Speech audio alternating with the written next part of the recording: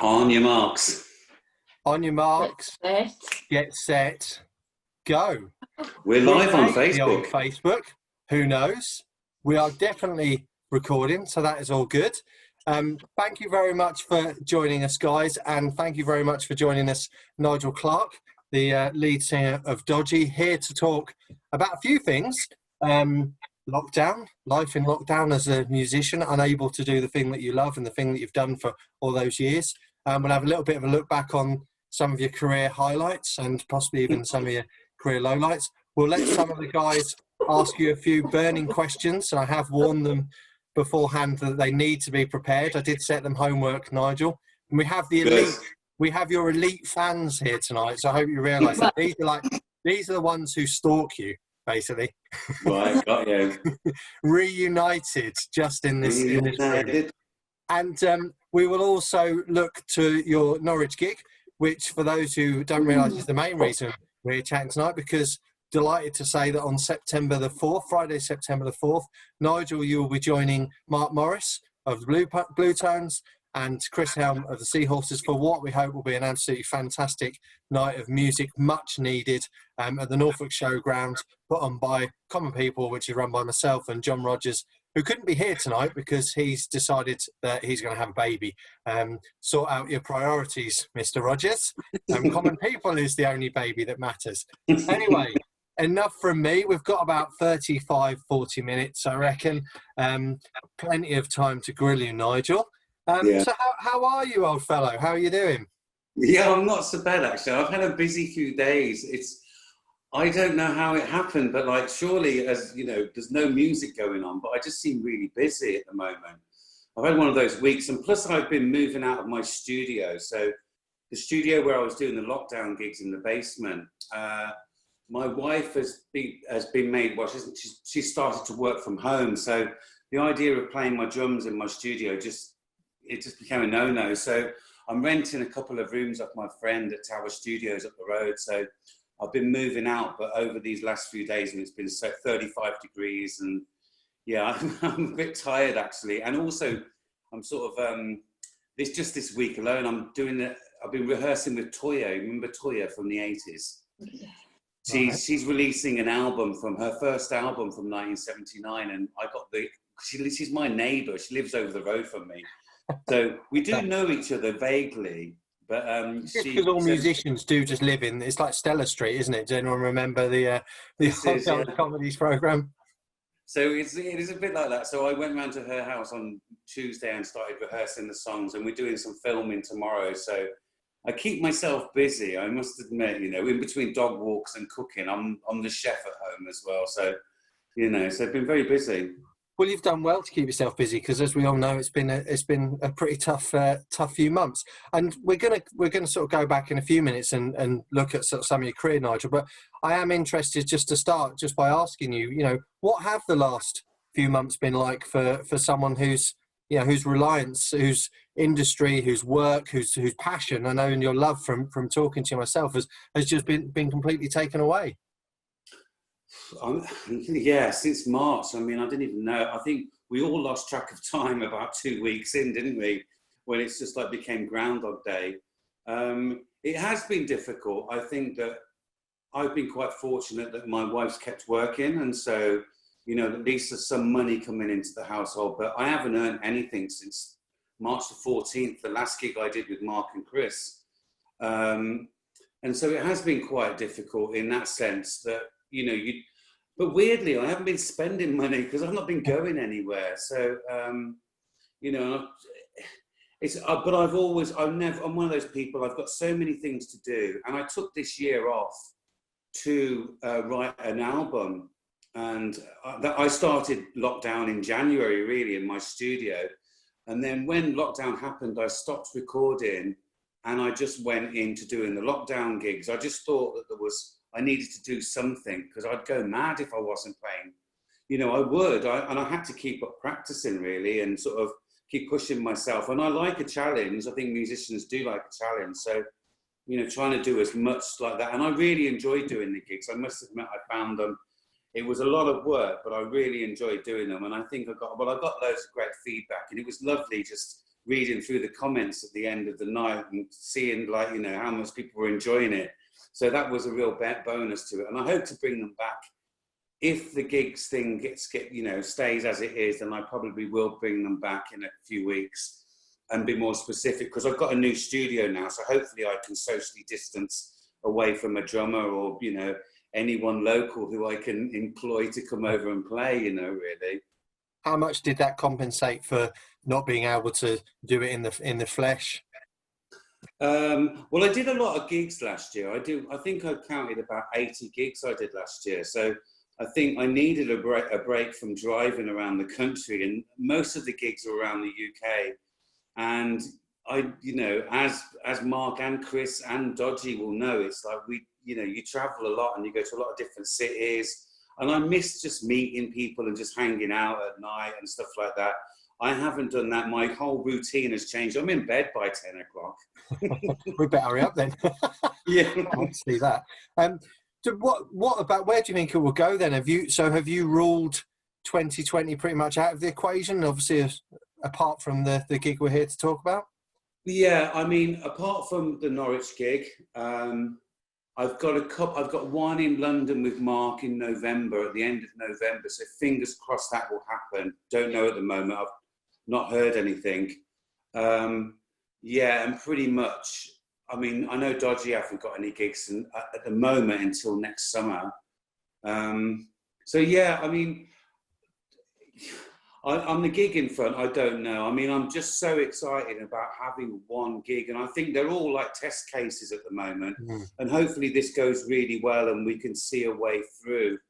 The whole idea of venues, I just worry, I worry about all the people I've worked with in venues and great people I meet, promoters, you know, everybody in the industry who don't really get the recognition for what they do, because they put me in work, and they're the ones that are really going to struggle, you know, like sound engineers, everyone, you know, it's awful really what's happening to the arts. And I think really the venues and those sort of people do need to have support, you know. What do you think are some of the solutions? Because, you know, without wanting to add to the kind of sad tone there, it is likely to be live music, normal live music, you know, where you can rub up against people and mosh, and that's going to be the last thing to return. So what are some of the solutions, do you think, Nigel? Well, I think, you know, I was thinking this today, actually. I was thinking, you know, we've got to a point where the rate of infection has slowed such a lot. Now, I don't think that's to do with wearing masks in Tesco's. I think that's to do with the fact that a lot of people have probably already had it. And like any flu, I mean, I know this is a serious flu, but we can't just keep running away from it. Otherwise, our society will cease to exist. And, you know, people will be losing their jobs. We have to, problem is the government have put so much fear into people that, you know, I just read today that the West End of London is only a third of people who go into the shops in comparison with last year. And that means that, like, they thought it was going to come back, but that's where it is now. It's stabilised at a third. So if we lose two-thirds of people in our shopping centres, in our venue, everywhere, then the country will not just be in recession, it will just go somewhere we haven't seen before. And that's quite frightening. So we have to say, look, we need to just get out there really. And if we get it, you know, we might have already had it. We don't know it. We can't let it rule our lives though, can we?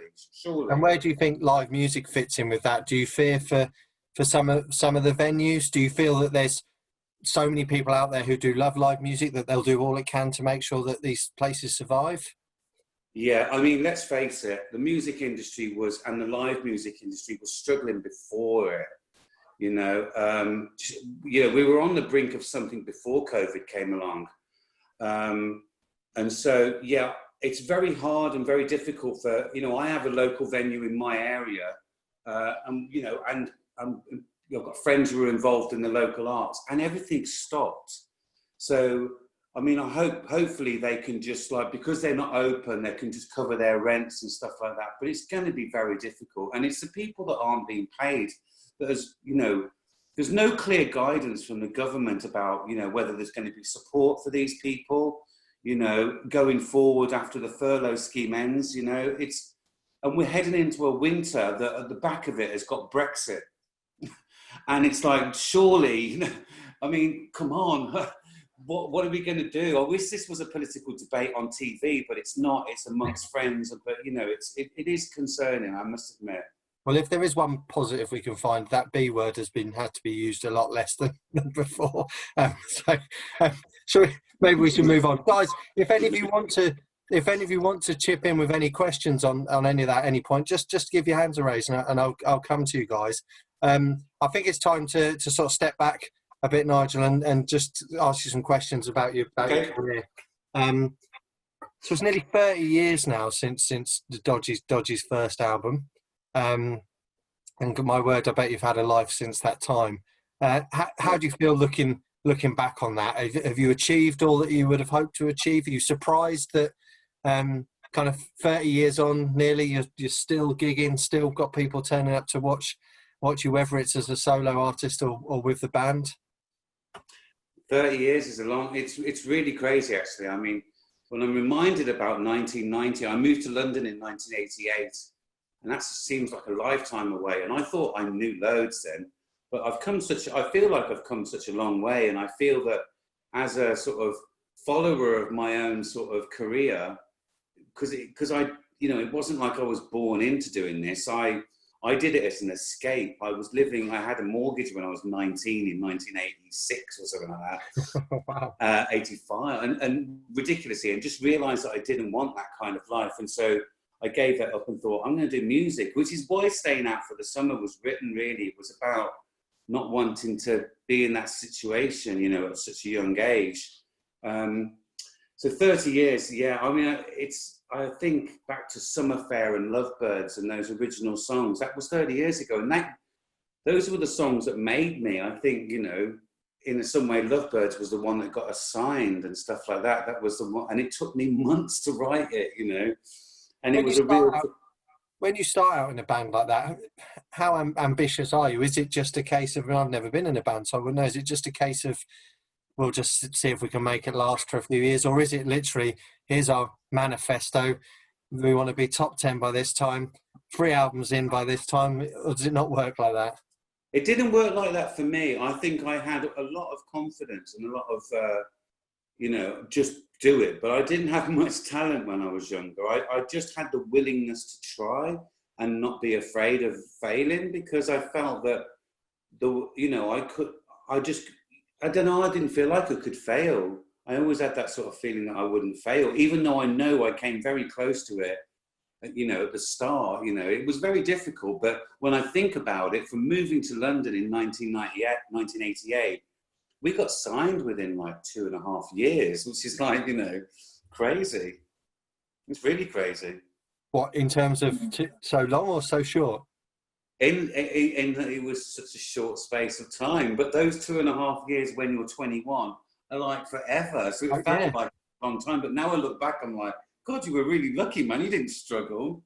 And at what point did you start to think, oh, something's happening here? You know, this could go somewhere. You know, people are starting to take note. And I think that definitely happened around the Dodgy Club days when we sort of set out on our own and started our own club called the Dodgy Club, which was like, you know, DJs, and we'd play for half an hour in Kingston at Bacchus Wine Bar, which is still a venue, by the way. We opened that venue we started it in 1990. It's still a music venue. It was a little restaurant before. So that's a really nice legacy that I felt that we had. Have you been back there? I think I've tried to go back. I maybe went back once a few years, like probably in the 90s. So we started in 1990, but probably about 96, 97, we may have gone back just for a visit. But I spoke to the guys from Indie Days, I think it is, the guys that do the gig at the Marquee. And they were saying that they go to Kingston and it's still a venue. So that's kind of cool. It's a drum and bass venue as well now, trap music and all that. But I'm really glad that, you know, that endures, you know, so it's good. I'm just thinking, Nigel, what a night that would be. And I think everyone who's taken the time to be on this Zoom tonight would have to be first on the guest list, you know, Dodgy back at the Dodgy Club. I know, it'd be amazing at the original Dodgy Club. And we could play the records, because I remember what records we used to play. You know, we used to play like, you know, the hits of the day, like, you know, Groove Is in the Heart and the Beastie Boys. And then we'd play some classics from the 60s like Neil Young. And it was just a really cool vibe. And it felt like it belonged to the kids and it belonged to us. And it wasn't like, there was no manager there or venue. We ran it. We took the door money. You know, we welcomed people in, and if record companies wanted to come in, we charged them like £10, where kids got in for £1. So it was like a really sort of, we took something back, even though, but it put us on the map, and it made something different. We weren't just following everybody else, every other band on the sausage machine to, I don't know where. So what makes the difference then? So you start to sort of pick up, I'll come to your question next, Sarah, if that's all right, if that's what you're... Yeah. When you start to pick up that momentum, when you start to chart and, you know, the sales start going through and the radio pickups, is it because the songwriting's got better, or is it just because you've kind of got the timing right, you've fitted in, you know, or is it a bit of both? I'd say that, well, just quickly, I mean, our first album, the Dodgy album, came out in '93, and it sold about 10,000 copies or something like that. In subsequent years, most bands would have been dropped then. So, you know, you'd have done your one album, no one liked it, see you later, go back to a forklift truck driving job or whatever. But for us, we got really lucky, and we got the chance to do Homegrown, and which became a hit album. So we were just really lucky. But again, it took a lot of time, and, you know, you feel quite sort of vulnerable in a way. But I suppose the band, the chemistry of the group that we had, we were always together, we lived together, we just practiced a lot. We just became quite good at finishing songs. And I think the one important thing in the whole of music, and everybody will agree who writes songs, is you've got to finish them. It's okay having ideas, but you've got to finish your songs. And that's what I'm trying to do all the time, and it's difficult, man. It's interesting the point you touched on there, to think that if the way it works now applied then, how many bands would never have been given those second chances and would never have even materialised? Yeah. Music wouldn't have happened, would it? No, exactly. Sarah, let's throw it open. You've had enough of my voice. Sarah, what's your question? No, it's nice to hear your voice. No, I was just thinking, like, compared to like back then, obviously when you're first starting out in the hype and all of that kind of stuff, the emotions that you were feeling, how does that compare to like now? Obviously 30 years later, it's a long period of time. Do you still have that same feeling now that you're writing new stuff? And yeah, I mean, I haven't, the one thing that hasn't changed is my sort of, I love making music, I love creating music, and I love the fact that I can do that. And I surprise myself sometimes that I've actually written something like that. But it sort of, it mounts up, doesn't it? It's like a snowball effect. You're pushing a snowball up the hill, and all of a sudden it goes, and you do find yourself writing lots of songs. I mean, I was really productive when I was younger, and my only issue these days is that it's finding the actual time to finish it. Because if you think you get an idea for a melody, and then that's just one thing, and you like that melody, and then you put some chords to it, and you go, wow, what an accompaniment. And then you want to put some lyrics to that melody. You're already talking about, I don't know, in my life, about 2 months' work, on and off. Yeah, and then you've got to go and record it, and then you've got to... So the whole process is such a long process. I've had to be quite disciplined with myself recently, and I've had to stop. So I treat myself as a little company. So over here, if I point the thing, I've got my accounts and stuff, yeah? I've got the account, that's the accounts department. Over here, I've got the art. Nigel, and I'm going to delve into your accounts later. I've got the art department. And then, so what I've had to do is stop the creative, as in the new ideas department. I've had to say, look, you've been furloughed. And then I've just gone, finish your ideas that you've had all these years, just finish them. So it went back all the way to my little 4-track Tascam, which I actually found some Blue Tones demos from the Slight Return. Before they got signed, I've got Blue Tones, I've got Cut Some Rug on 4-track and stuff like that. So that I recorded in my garage in Hounslow. But at the same time as doing that, I thought, right, I had an album when I left Dodgy in 1998. I sort of, it was quite a hard time, I think, for all of us, the band, and I think that, you know, I suffered a bout of like lack of confidence in as a performer, and I just felt that like I had a band around me, played on Glastonbury and stuff like that, and then when I went on stage on my own, I hated it. I absolutely hated it. The first time I did it, I just went, right, fuck it, you're going to be a producer from now on, or a songwriter or something. And then I did an album called Make Believe Love in 2000 and 2001 in Birmingham. I self-financed it, but I just run out of money, and I couldn't put the band on the road. This is post-Dodgy. It was the next album after Three Piece Suite. And then I just shelved it until lockdown, and I've just managed to get that. So that I'm releasing that in October.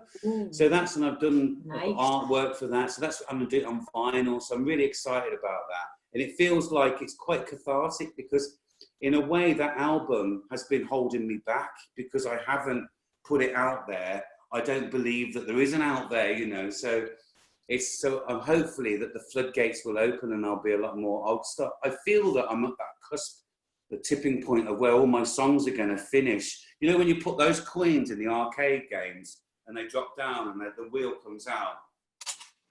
Yeah, I feel like that. Well, just to touch on Sarah's question as well, expand it a bit.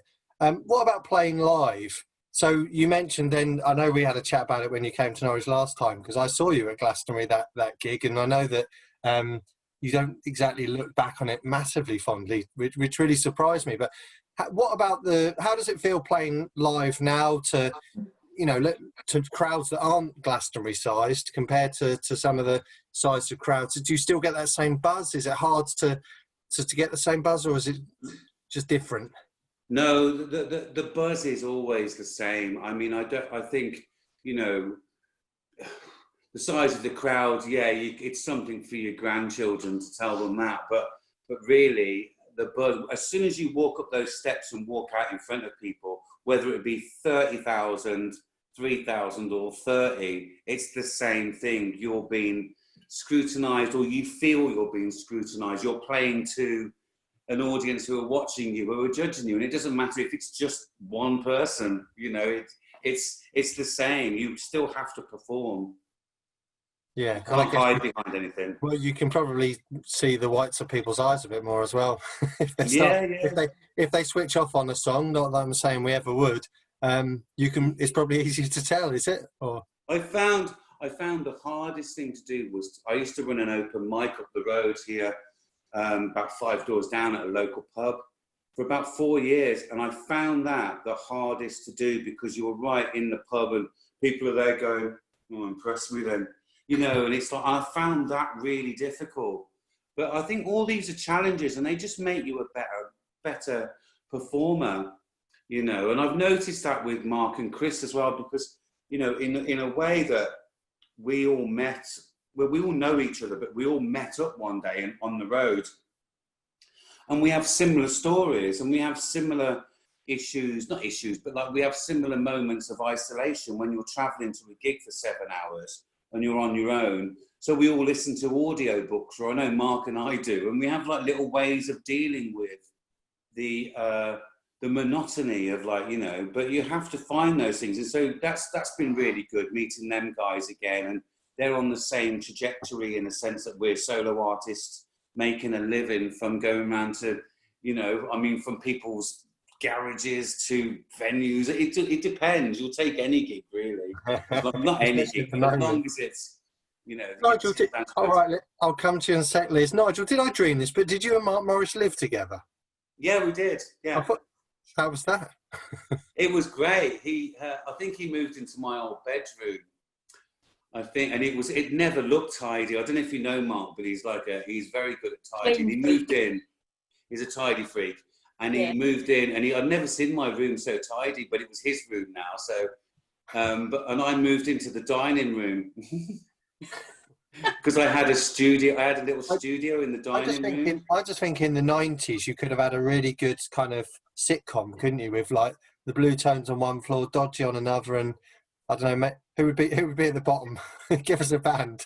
Well, yeah, I mean, oh God, yeah. I mean, it was just really funny, and because we got a record deal, and then that they moved in, and they were called the Bottle Garden, and they moved it, and they had they had a different drummer, and it was Scott and Adam and Mark, and then they met Ed through Matthew, I think.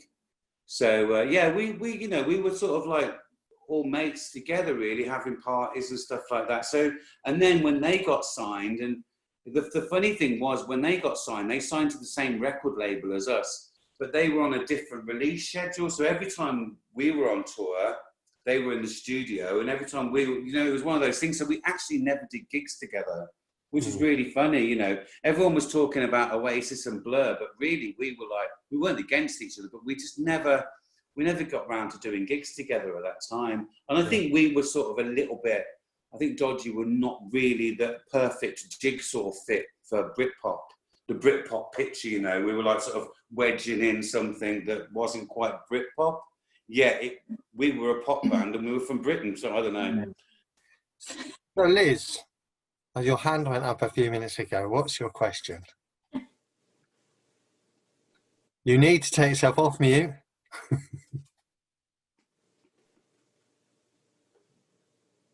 Can't hear. Can anyone hear it? On mute.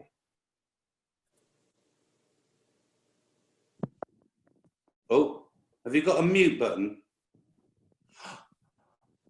Oh, they've gone. Yeah, I thought after this. See, now I say to my guys at work, after 6 months of lockdown, we should not be doing mute bodge ups anymore, should we? Not now. We should be beyond that. Nigel, I'm gonna, because I did mention it, and a couple of the guys might have been intrigued by it, but I mentioned that Glastonbury gig, and we sort of talk about the kind of the band at its absolute height, and you toured with Oasis, didn't you? Played some probably massive festivals all over the world.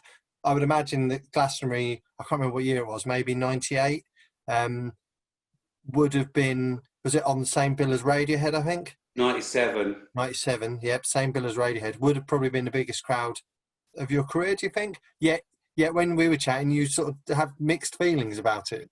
Yeah, I mean, I always found, I remember one of my favourite gigs of that time was Reading Festival, I can't remember, it was 96 or 97, which was amazing. Glastonbury is a great festival. It really is a great festival, but there's always, because it seems more like a world stage, and I always felt a little bit of pressure playing there. And I can't, when you feel pressure, it's very hard to enjoy things fully to its full, because you're so, and I remember that gig because we had about 12 people on stage. And then we had Ray Davis come on stage with us, and it was just, it just didn't feel right, and I was just like, yeah. So you can't. Sometimes it's like that, isn't it? You enjoy things, and you want to enjoy Glastonbury, and I should. I mean, I enjoyed my favourite one was probably in 95, 94. Can they speak now? Hello, Liz. Can we hear you? Oh, Liz, we still can't hear you. Is there a button, Liz? Maybe you have to do sort of like, just put the cards up with your questions. Keep saying something. Oh no, Liz, if you can message me your question, then I will ask it. So you mentioned Reading. You mentioned the Glastonbury beforehand. What was the moment that you look back on, Nigel, and think that was it? That it never got better than that. That was the ultimate gig, the ultimate moment. Can you remember?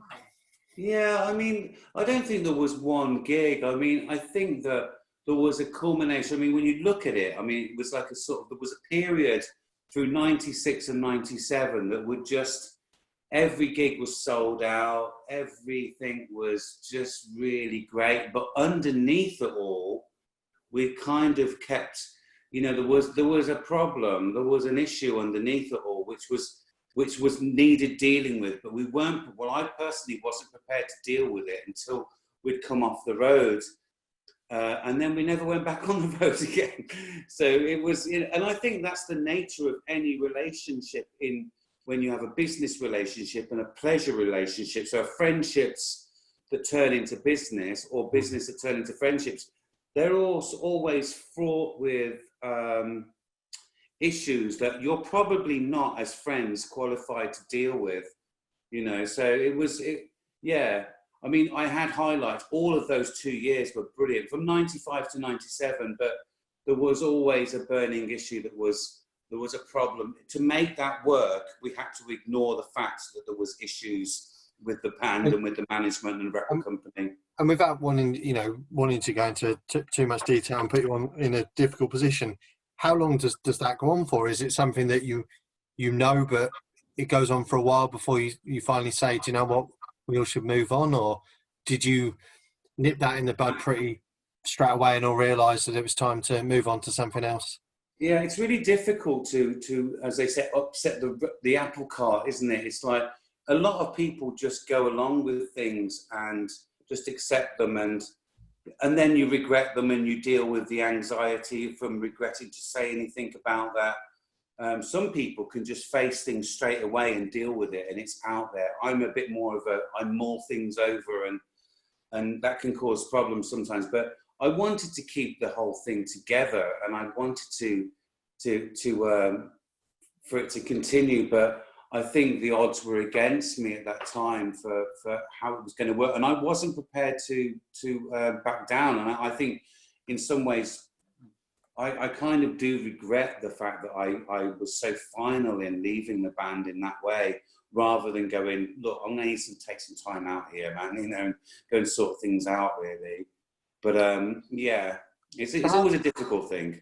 So how do you piece it back together again? Because obviously, as a band, you are back together and you have toured and some great gigs in Norwich and Cambridge and places around here. How did it all start to build back up again? I think from the aspect of not having a record company, not having management, and doing it back from that to that friendship level again. Yeah. And I think that really helped. I mean, the music industry, coming back into an industry that's so different, that's like, you needed a record label in 1990. Now you don't, really. But you do need time. And I find that as you get older, you have less time. And, and it's more of a commitment. Whether we've done 2 albums since we've been back together, and we've been back together longer than we were in the first place. Right. So, but we've done 2 albums, and I don't, who knows if there'll be another album by Dodgy. I think the last one was quite hard, and I really enjoyed it, and I liked the album, but it was a very hard thing because we had to do it all on our own, and I had to produce it and mix it, and because the funds weren't there to do that, so it's different, but I do enjoy that, but it's a long process. I imagine that you have to just work even harder to make it worthwhile in terms of the now. And my problem is I've not really got a great marketing department in my sort of company. Well, so the problem is, Nigel, you furloughed them, you said earlier. Oh no, they were the new ideas people. Oh, sorry. I should get them back and teach them how to market the band or something. Yeah, but we fortunately as a band exhausted the touring thing last year, and we were going to have a quiet year and just a few festivals, and not this quiet, but we've lost everything. But we were quite lucky. I mean, there's a lot of bands out there that just didn't get anywhere after, and that's, I think they're going to have to be given precedent next year in 2021 if the gigs do come back. So we might not as a band be gigging until later on next year, and maybe the festivals. Well, you did promise that you'd be back for the 25th anniversary of Three Piece Suite, and I can distinctly remember you saying that, and so therefore it's a verbal contract. So it is next year, yeah. You do have to abide by that, I'm afraid, Nigel. Before we've only got a few more minutes because I know it's soon be your bedtime, so I'm very conscious of that. I don't want you to. It'd be a bit embarrassing if you start dozing off during this. I'll start to worry about my questions. Does anyone want to throw in any questions sort of on Dodgy, or on sort of previous stuff before we just finish by looking at the September 4th gig? Guys. Come on, Rebecca, you must have a question. Come on. Or Kerry, have you got a question? I can't Or think they've not of got the sound on. Oh, come on. I've got a question, but it's not about Dodgy, it's more about the you, Mark and Chris thing, really. Okay.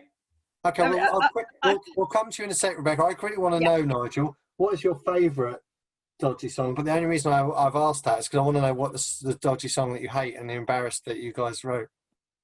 I think my favourite song, I think it's probably Lovebirds, because it was like the one that really, I remember getting really emotional when I sort of finished it, and I remember telling the guys about it and going, I've got this song and I think it's really good. And it took ages, and then we started playing it, and I got the guys to sing harmonies, and it just, that one for me was my favourite. I hope that doesn't mean you peaked too soon. Well, it was our first, probably one of our first songs. But it was the sort of it was the straw that broke the camel's back, really, and it got me going. I think the song that I'm most embarrassed about. Or is there one that you begrudgingly play, but you know people love it, or the Radiohead's go on about the bends, don't they? Everyone loves it, but they hate playing it. Yeah, I mean, I suppose what song do I not like? Yeah, it's very weird. It's like, I suppose in some ways, I like Good Enough. I mean, Good Enough is the most pop song we ever wrote, and I think that's what you get known for. But it's been really good to me as a sort of, I mean, like a pension. I mean, I get paid for that song still, and it's like, it's amazing that I still. Well, we saw your accounts, Nigel, so we know. They what? Well, you showed us your accounts. We all know. Oh yeah, you do. Yeah, you all know that now. Yeah. So let's just finish the last few minutes talking about September the 4th. I'll ask a quick question, then we'll come to Rebecca. I'm really pleased to see that it genuinely seems to matter to you that you do have the opportunity to get back on the stage. What does it mean to you to have the opportunity to gig again? God, I don't know. I think it's been. Do you know, after about 6 weeks of like living in lockdown, I think I'd forgotten everything of how I used to do. That's why music was great to keep me going. I'm really looking forward, because me, Mark, and Chris are going to be together anyway that week. We're going to do some songwriting together. So that Friday we'll have been in the studio for in a house writing for about 3 or 4 days. I hope that doesn't mean you've all fallen out. Let's hope not. Let's hope not. That would be a bit weird. We'll still be there. So I mean, that's really nice that we're all together before that as well. And then the irony is, on the Friday we leave the B&B and then we just drive up to Norfolk together. So it feels like a little bit of a band, and we do want to do more stuff together. And that's I'm really into that at the moment, because it's easy to do. The three of us, you just get in your car with your guitar and your case, get on the road, and then I meet them guys who have done the same, because that's what we do. And then when we sing together, that's really enjoyable as well, because I think we're all lead singers, and so we've got that confidence.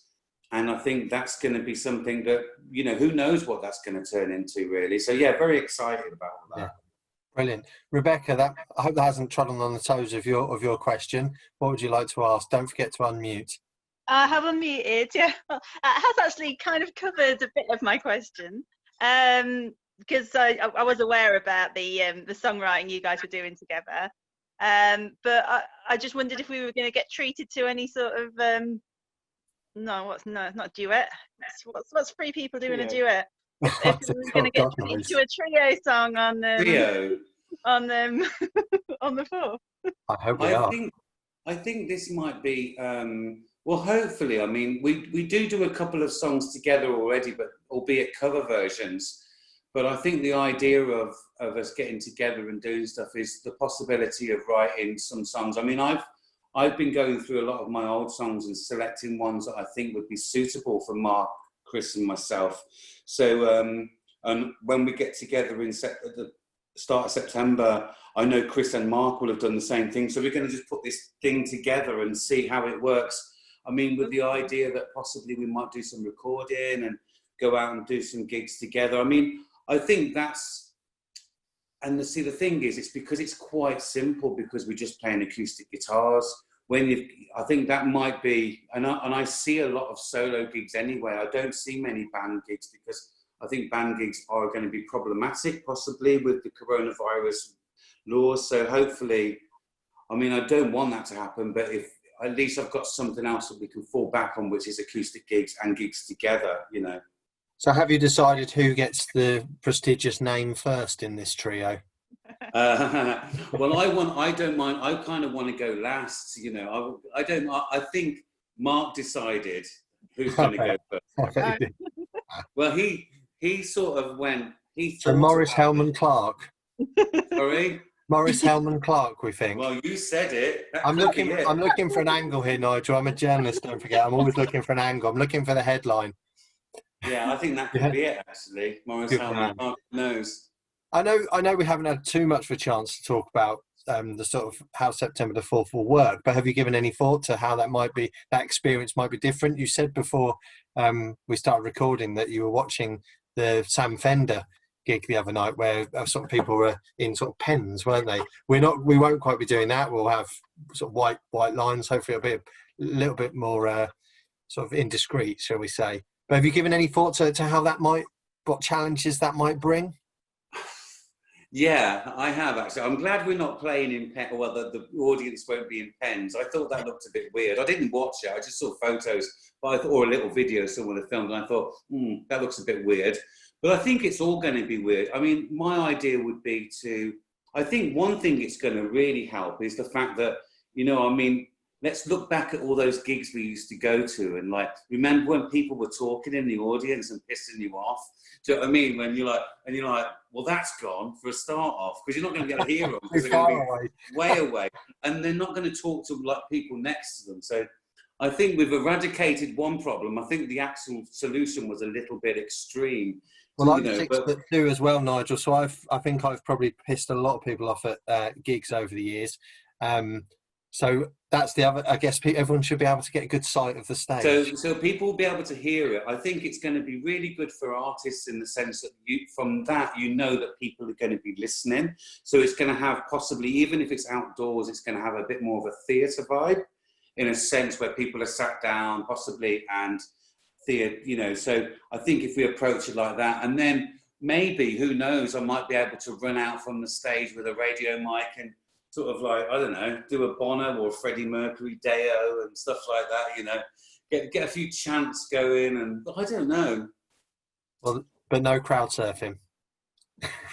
That would not be possible with social distancing. No. You'd end up flat on your face. And that was sort of partly Liz's question. And will you be playing any of your new stuff as well? Do you think it'll be Dodgy Classic? So when you played Norwich before, we enjoyed the fact it was almost like a retrospective of your career. You sort of kind of went in chronological order, a bit of a story, and then sort of brought it to now, and it worked really well. Yeah, one thing I had to do during doing 14 hours of live lockdown music was I had the chance to go back and sort of rediscover some of the songs that got forgotten in the back catalogue, i.e. Summer Fair, which was our first single, and then also bringing in new songs, which I've been writing and trying to finish.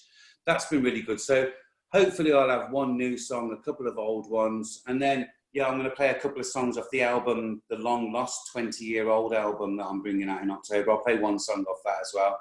And then hopefully Mark, Chris and I will have, you never know, we might have an original song for a first play in Norfolk of the three of us singing harmoniously. I can't wait. Well, excellent. That's another headline for me, Nigel. Brilliant. Look forward to it. I think that's a good point to finish and let you go to bed and let everyone go off and enjoy the rest of the evenings. It's been an absolute pleasure talking to you, Nigel. And you. It is really appreciated that you guys will be coming to Norwich on the 4th. For those who are watching this, whether it's live on Facebook or on YouTube or wherever we manage to put it out, do check out Common People Norwich Twitter and on Facebook to get tickets. They're only 20 quid, and if you bring 4 people along, then it's just 70 quid for 4, and kids go free. So that should be quite interesting to see how many kids we get there as well. So I'm quite looking forward to that because it's got very much the acoustic vibe. We're trying to create a bit of a chilled out festival atmosphere. So it should be really good. Nigel, thanks ever so much. Appreciate you giving up this time to talk to us tonight. And you guys, thanks ever so much. All the best. We'll see you on September the Thanks, 4th. guys. Thanks for turning up. Bye bye. Goodbye. Bye bye.